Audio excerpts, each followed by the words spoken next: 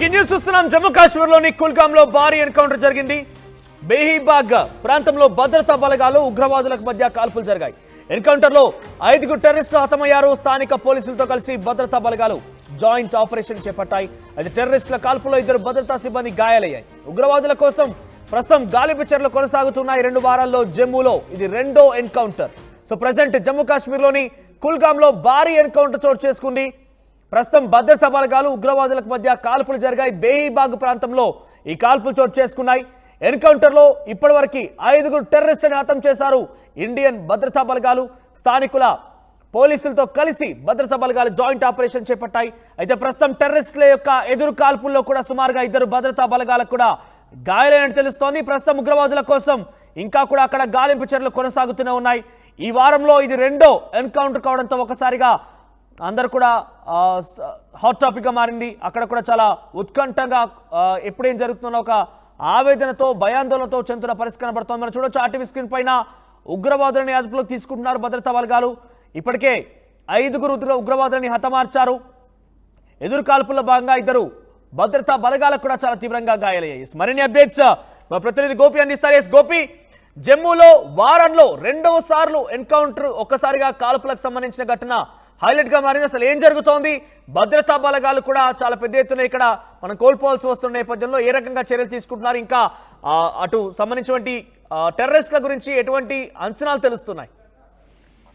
మనోజ్, కుల్గాం ఏరియాలో వారంలోనే ఈ రెండవసారి యొక్క ఎన్కౌంటర్ జరగడం అనేది ప్రస్తుతం చర్చనీయాంశమైంది. కుల్గాం ప్రాంతంలో తీవ్రవాదులు దాక్కున్నారన్న సమాచారంతో కుంబింగ్ చేస్తున్న భద్రతా బలగాలకు పైన ఒక్కసారిగా తీవ్రవాదులు కాల్పులు జరపడం, ఎదురు కాల్పుల్లో 5 తీవ్రవాదులు కూడా హతమైనట్టుగా ఇప్పటికే అధికారికంగా జమ్మూ కాశ్మీర్ పోలీసులు నిర్ధారించడం జరిగింది. అయితే కుల్గాం ప్రాంతంలోనే గత కొద్ది రోజులుగా తీవ్రవాదులు స్థావరం ఏర్పాటు చేసుకున్నట్టుగా కూడా కీలకమైన సమాచారం మేరకే భద్రతా బలగాల తనిఖీలు నిర్వహిస్తున్నారు. అయితే వారంలో రెండవ ఎన్కౌంటర్ కావడము, అదేవిధంగా భద్రతా బలగాలకు తీవ్రవాదులకు జరిగిన కాల్పుల్లో 2 జవాన్లకు కూడా గాయాలవ్వడం జరిగింది. వాళ్ళను స్థానిక ఆసుపత్రికి తరలించారు. అదేవిధంగా 5 ఉగ్రవాదులు కూడా హతమయ్యారు. అయితే కుల్గాం ప్రాంతాన్ని ఎందుకు వాళ్ళు స్థావరంగా ఏర్పాటు చేసుకున్నారన్న దానిపైన కూడా ఇంకా సెర్చ్ ఆపరేషన్ కొనసాగుతుంది. ఇంకా ఎవరైనా మిలిటెంట్స్ ఉన్నారా అన్న కోణంలో కూడా ప్రస్తుతం అయితే ఈ సెర్చ్ ఆపరేషన్ కొనసాగుతుంది. వారంలో రెండవసారి ఎన్కౌంటర్ జరగడంతో స్థానిక ప్రజలు కొంత భయాందోళనలో ఉన్నారు. ఏం జరగబోతుందో అన్న భయంతో అయితే స్థానిక ప్రజలు నివసిస్తున్న పరిస్థితి ఉంది. జమ్మూ కాశ్మీర్ అంతటా కూడా ప్రశాంతమైన వాతావరణాన్ని నెలకొల్పేందుకు ప్రతినిత్యం భద్రతా బలగాలు తనిఖీలు నిర్వహిస్తుంటారు, పహారా కాస్తూ ఉంటారు.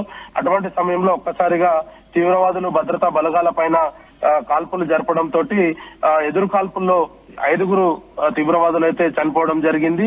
అయితే ఇంకా సెర్చ్ ఆపరేషన్ అయితే కొనసాగుతుంది. జమ్మూ కాశ్మీర్ పోలీసులు, అదేవిధంగా బిఎస్ఎఫ్ జవాన్లు, ఆర్మీకి సంబంధించిన జాయింట్ ఆపరేషన్ అయితే కొనసాగుతుందని చెప్పుకోవచ్చు.